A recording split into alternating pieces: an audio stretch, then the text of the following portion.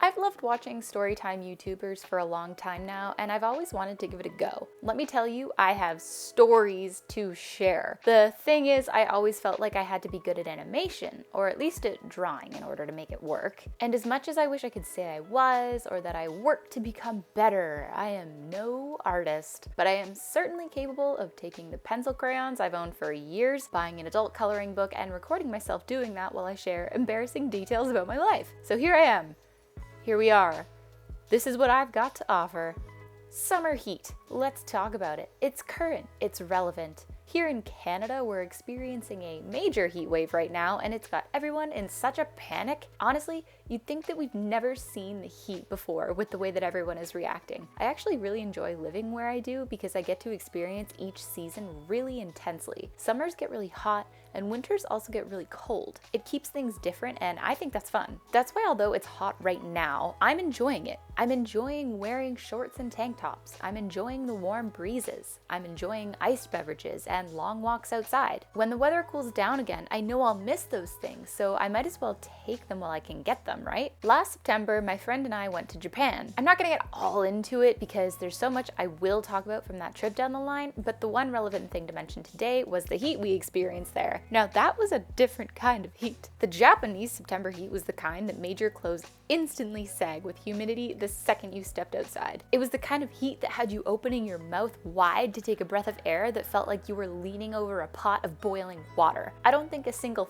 photo exists of us on that trip where our faces weren't glistening with sweat. I'm not a makeup person, but my friend had brought herself a whole bag of products she intended to wear in Japan to spruce up her look on the daily. She'd also be the first to tell you that she never used a single thing in that bag, lest it melt right off her face 10 minutes into the day. People who actually live in Japan are a different breed. Their clothing selections tend to cover more of their bodies, and yet they don't appear to sweat from what I could see, and there wasn't a trace of BO to be scented anywhere. I'm really glad that mask policies were lifted by the time we traveled, and also that it's not expected of visitors to wear typical Japanese styles of clothing, because I think I would have died in a floor-length skirt with a mask on my face. So power to you all over there, and thank you for letting me keep my shorts and tank tops. And for the record, we were aware it would be hot. The only sweater and pants I packed were the ones I wore on the plane. I actually remember my family questioning me on that choice, but I was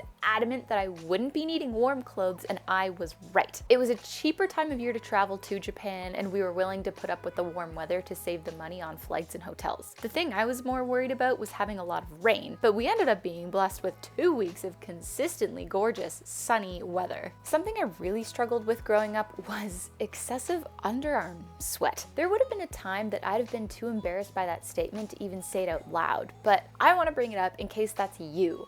I feel you. I really, really do. It sucks. It sucks when you put on nice clothes and then almost instantly sweat through them to the point that they're stained. Knowing everyone who looks at you will see your sweaty clothes and wonder why the heck you're sweating so much. And the thought of that makes you nervous and embarrassed, which guess what? Makes you sweat even more profusely. It's a vicious cycle, and it's absolutely debilitating for people who struggle with it. I had it lucky as far as I'm concerned. In retrospect, my excessive sweating was almost exclusively in my underarms, which ended up being very manageable once I figured out what I needed. After months of trying different antiperspirants and even sticking panty liners on the inside of my shirts, I talked to my doctor, and she recommended an over-the-counter product with a higher concentration of aluminum that you apply to the skin like a bingo dabber. The results for me were instant, and it was such a game changer for my self-confidence. I guess the reason I'm mentioning all of this is because sweating obviously comes to mind on the topic of summer heat. And sweating is a very normal,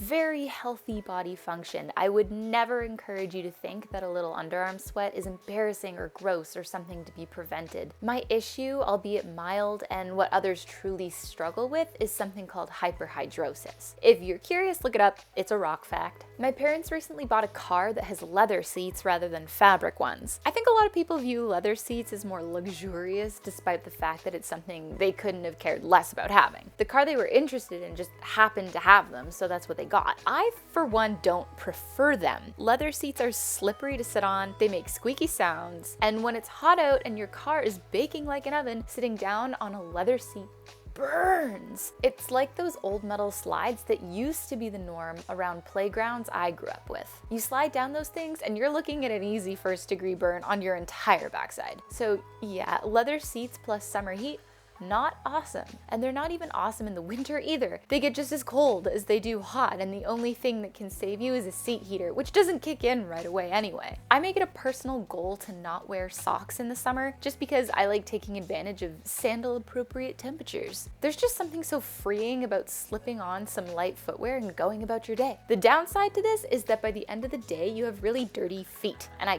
cannot bring myself to leave those babies unchecked if I'm going to slip into bed. Dirty feet plus sheets is a no bueno move in my opinion. That's why I'm just a full-on night showerer in general, and I'll die on my hill that it's the better time of day to shower until the day I actually die. But when it comes to just feet, it can be really nice at the end of a long day to sit on the edge of the tub and run your feet under the tap with some soap. There's something about clean feet, you know? It's even biblical, for goodness sake. I don't think I'd get to enjoy the feeling the same if it wasn't for summer heat and the chance it provides to wear sandals. One of these days, I'm gonna find myself a pair of really high, strappy sandals. Like straps that go all the way to my knees, so when I wear them, I can feel like a Greek goddess. A Greek goddess with dirty feet, but a Greek goddess nonetheless. Wherever you are, whatever kind of weather you're currently experiencing, enjoy it. Take advantage of it, unless it's a hurricane or something. I'm sorry if that's the case for you, but in terms of normal weather, you might as well flaunt what you've got because the grass is always going to be greener on the other side and someone out there wishes they had what you've got. Have a good one.